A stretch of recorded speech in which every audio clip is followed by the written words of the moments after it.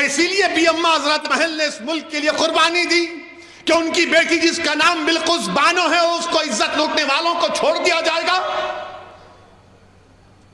کون ہے بلقیس بانو؟ 2002 میں بلقیس بانو کو گجرات کے اس پروگرام میں، جینوسائیڈ میں، بلقیس بانو کو اس کے پڑوسیوں نے اس کی عزت لوٹی۔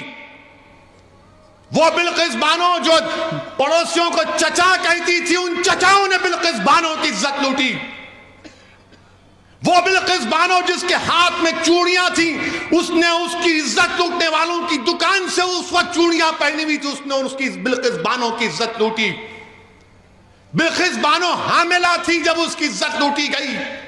بلقیس بانو کی 3 سال کی بچی تھی جس کو اس کی سامنے اس 3 سال کے بچی کو لے کر اس کے سر کو پتھر سے مار کر قتل کر دیا گیا۔ اس کے بعد باری باری سے ظالموں نے بلقیس بانو کی عصمت ریزی کی۔ بلقیس بانو کے سامنے اس کی ماں کو اور 4 رشتہ داروں کی عزت لوٹ کر ان کا قتل کر دیا گیا۔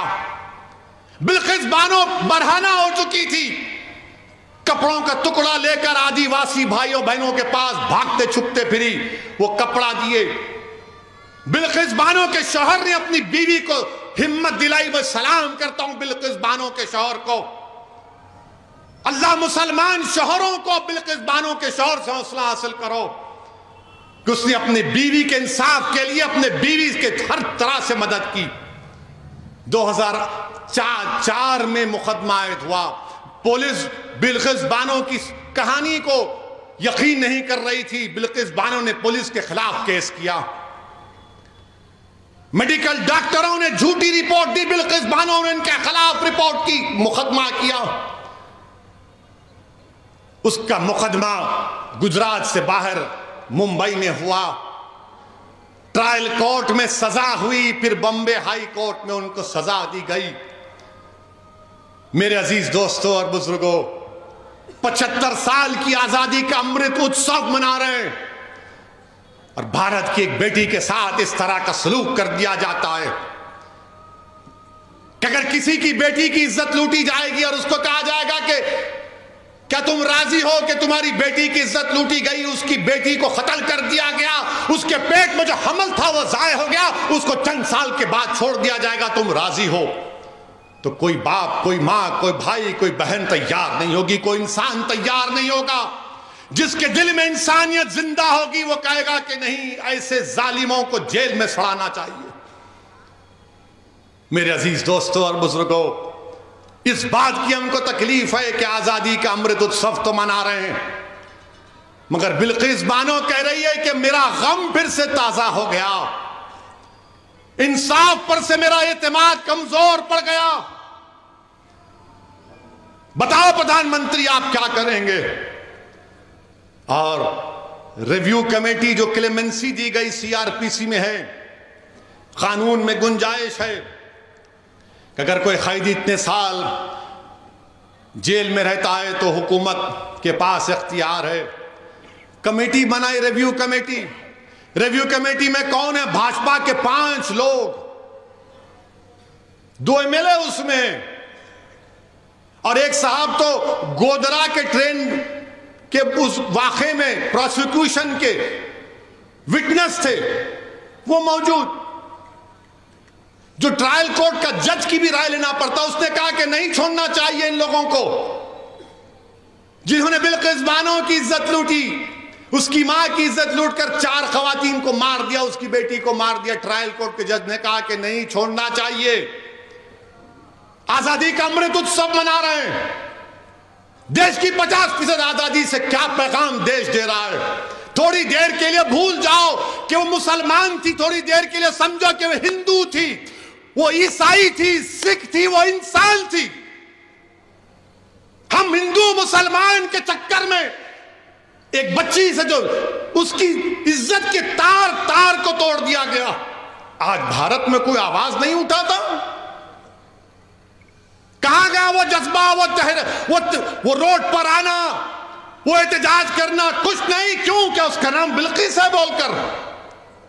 یاد رکھو آج بلقیس سے ہوا، کل کسی اور سے خدا نخواستہ نہ ہو جائے۔ اور وہ کیا کہتی ہے MLAs؟ وہ جو ریویو کمیٹی کے MLAs ایک ٹی وی چینل کو انٹرویو میں کہتی ہیں، کیا کہتی ہیں؟ جن لوگوں نے بلقیس بانو کی عزت لوٹی وہ برہمن ہیں اور سنسکاری ہیں۔ کسی کی بیٹی کی عزت لوٹنے والا سنسکاری ہو سکتا ہے ظالم؟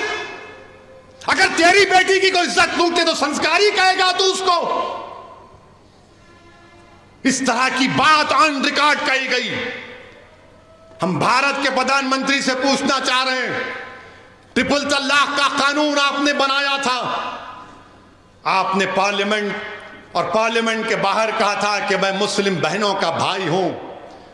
پردھان منتری بلقیس بانو بھی آپ کی بہن کی بیٹی ہے، پردھان منتری بلقیس بانو بھی آپ کی بھائی کی بیٹی ہے۔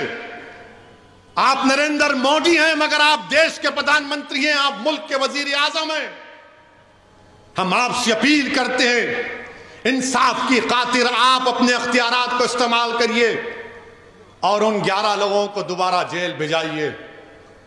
وہ بلقیس لاچار اور یتیمی کی حالت میں آج کہہ رہی ہے کہ میں دنیا سے بات نہیں کروں گی، میں دنیا سے بات نہیں کروں گی، انصاف پہ سے میرا بھروسہ اٹھ چکا ہے۔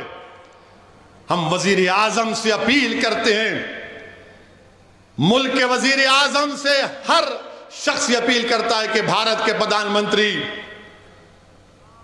تاریخ میں آپ کو کس طرح یاد کیا جائے گا وہ آپ فیصلہ کر لو۔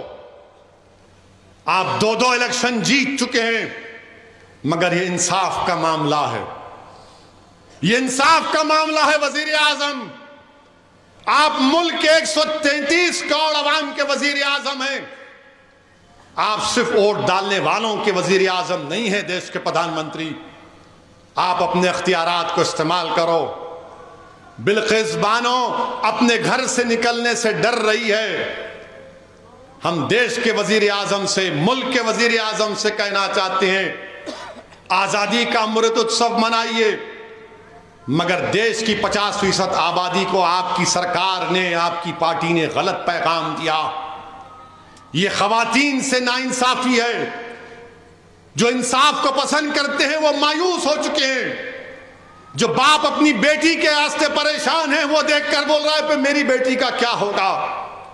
اس ملک میں کوئی دن نہیں جاتا جب ہماری خواتین پر ظلم نہیں کیا جاتا۔